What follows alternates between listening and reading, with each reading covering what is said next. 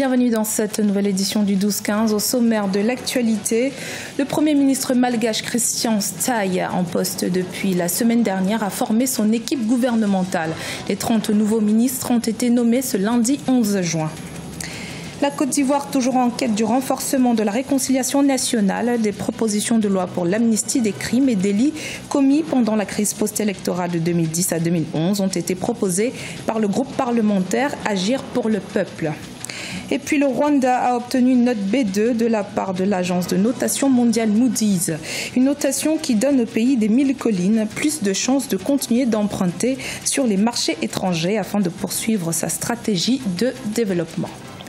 Arrivé à son poste le 4 juin, le Premier ministre de consensus de Madagascar, Christian Tsaye, a nommé et présenté ce lundi 11 juin un nouveau gouvernement. Composé de 30 ministres, il s'agit d'un gouvernement d'union nationale, comme l'a ordonné dans une décision fin mai la Haute Cour constitutionnelle, et qui, selon les analystes, s'avère finalement favorable au président R. Radjaourimampianine. Le journaliste malgache John Ravaloson nous donne son analyse sur le sujet. On l'écoute. C'est un événement très positif parce que, premièrement, ça permet de mettre un terme à la petite crise constitutionnelle et institutionnelle qu'on a vécue ces dernières semaines. Et deuxièmement, ça permet justement de parcourir la dernière ligne droite pour l'organisation des élections présidentielles.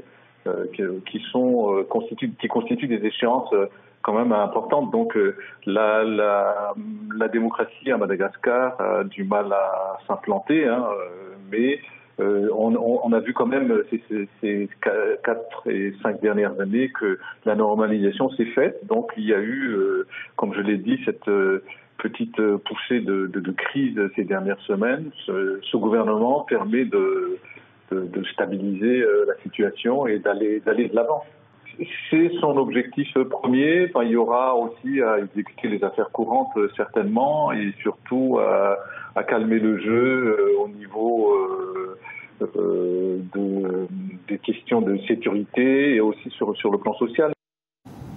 Dans l'actualité également, la Cour pénale internationale se donne jusqu'à ce mercredi 13 juin pour statuer sur la libération provisoire de Jean-Pierre Bemba. Resté en détention ce vendredi, le leader du mouvement de libération du Congo avait écopé de 12 mois pour des atteintes à l'administration de la justice. Rappelons que Jean-Pierre Bemba avait initialement été condamné à 18 ans de prison pour crimes de guerre et contre l'humanité commis en Centrafrique entre 2002 et 2003. Il a déjà effectué 10 ans de détention. Par ailleurs, sa peine liée à la subornation des témoins sera fixée ce 4 juillet 2018. 7 ans après la fin de la crise post-électorale de 2010 à 2011, la réconciliation nationale demeure d'actualité en Côte d'Ivoire. Le pays compte encore des prisonniers et des exilés politiques. Ainsi, des propositions de loi d'amnistie et d'indemnisation des victimes ont été proposées afin de booster la réconciliation nationale. Un sujet d'Olivier Conan.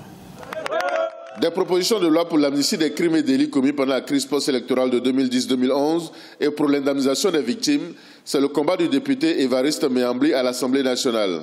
Président du groupe parlementaire Agir pour le peuple, il a introduit en 2017 des propositions de loi dans ce sens. Rejetées par le Conseil constitutionnel, il a révisé ces propositions en 2018 et espère qu'elles seront discutées par le Parlement. C'est le prix à payer pour aller à la réconciliation nationale selon lui. Que la Côte d'Ivoire regarde l'avenir avec sérénité pour qu'en 2020, nous puissions avoir des élections inclusives, pas forcément une élection de grand groupe RHDP avec ses 54%, mais une élection présidentielle où aussi les 44% de l'LMP du bord Babo sont aussi présents. Et c'est un peu pour cela que nous travaillons aujourd'hui à l'effet de ramener la paix, parce que nous pensons que la seule solution de la Côte d'Ivoire aujourd'hui, c'est la réconciliation, c'est le vivre ensemble inclusif, c'est la paix, c'est le retour des exilés, c'est le digère des comptes, c'est enfin la Côte d'Ivoire émergente avec tous ses filles et fils. Sous les présidents Houphouët-Boigny, Henri Konan Bédié et Laurent Gbagbo, des lois et ordonnances d'amnistie ont été prises pour tourner la page des crises précédentes. Le président de la République, Alassane Ouattara, a indiqué qu'il prendrait une loi d'amnistie à la fin des procès en cours de la crise post-électorale. Pour le député Évariste Méambli, il est urgent de prendre ces lois maintenant afin de ramener la cohésion sociale en Côte d'Ivoire. Aujourd'hui, je demande aux Ivoiriens que je fasse ce que je peux faire pour mon pays. Aidez-nous pour qu'on ait à l'amnistie. pour que cette amnistie vienne enfin mettre un terme définitif au coup d'État, aux mutineries dans ce pays et que nous rendons la Côte d'Ivoire avec sérénité pour les générations futures. J'ai fait ce que je peux et je pense que les Ivoiriens l'ont compris. Et nous allons ensemble prier le bon Dieu pour qu'on aille à l'essentiel, qui est cette amnistie. En rappel, la Commission Dialogue, Vérité et Réconciliation et la Commission nationale de réconciliation et d'indemnisation des victimes ont été créées par le gouvernement pour traiter la question de la réconciliation nationale. Un fonds de 10 milliards de francs CFA a été institué pour l'indemnisation des victimes. En rappel, cette crise post-électorale a fait environ 3000 victimes. Le Rwanda a reçu le feu vert pour continuer à emprunter sur les marchés étrangers après que l'agence de notation mondiale Moody's ait confirmé au début de ce mois de juin sa notation B2 à long terme. Une bonne nouvelle pour le Rwanda qui recherche des fonds pour financer ses plus grands projets de développement. Fratenda Kiaisenga.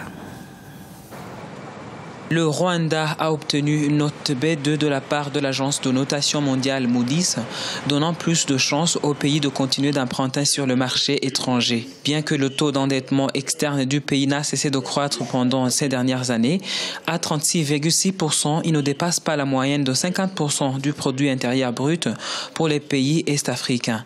Pas de quoi s'inquiéter selon les analystes. That means you have a very good debt obligation behavior. Ceci veut tout simplement signifier que le pays a une bonne maîtrise de la dette obligataire, que le pays règle bien ses dettes ou qu'il présente peu de risques de le faire. Donc tout investisseur ou institution financière peut en toute confiance investir ses économies au Rwanda. Il n'y a pas de relation entre le taux élevé de dette et le fait de ne pas pouvoir payer ses dettes. Tout ce qui compte, c'est la capacité d'un pays à pouvoir gérer ses finances.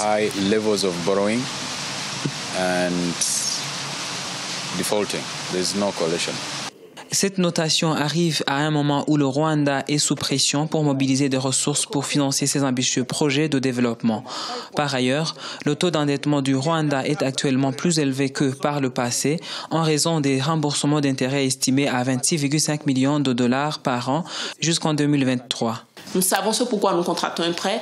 Nous l'utilisons pour nous utilisons l'argent que nous avons eu pour ce que nous avons planifié et nous faisons tout pour recouvrir les dettes. Je crois que sur cette base, je dirais que le Rwanda est sur une bonne lancée.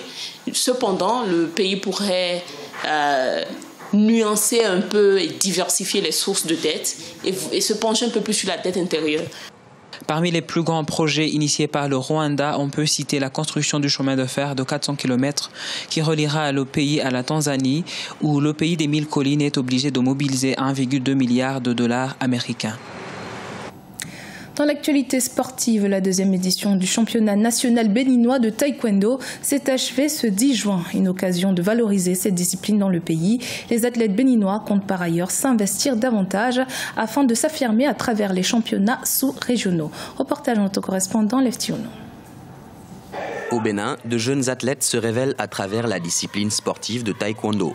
Porto Novo a accueilli du 8 au 10 juin 2018 la deuxième édition du championnat national dénommé Open de Taekwondo. Il a regroupé une centaine de pratiquants de ce sport affiliés aux clubs départementaux. Une compétition qui vise, entre autres, à dénicher les talents, former, vulgariser le règlement de la Fédération mondiale de Taekwondo et promouvoir la discipline. Nous nous retrouvons ici pour faire le point chaque année et savoir comment est-ce que nous allons nous organiser désormais pour évoluer. Parce que le taekwondo est une discipline qui évolue tous les ans. Les règlements que nous avons connus l'année dernière ne sont plus les mêmes aujourd'hui. Il y a eu beaucoup d'améliorations. 3 médailles d'or, 3 d'argent et 3 de bronze ont été enregistrées dans 3 catégories masculines. Du côté des femmes, 6 ont été récompensées dans 2 catégories. L'athlète Sadat Boni Biao a été vainqueur au terme de 5 combats lors des finales catégorie olympique des moins de 58 kg. Comme tout gagnant, je suis heureux, ému et j'ai encore la volonté de travailler. J'envisage d'être un grand champion. Mon véritable objectif, c'est d'aller au JO, remporter une médaille pour faire honneur au pays.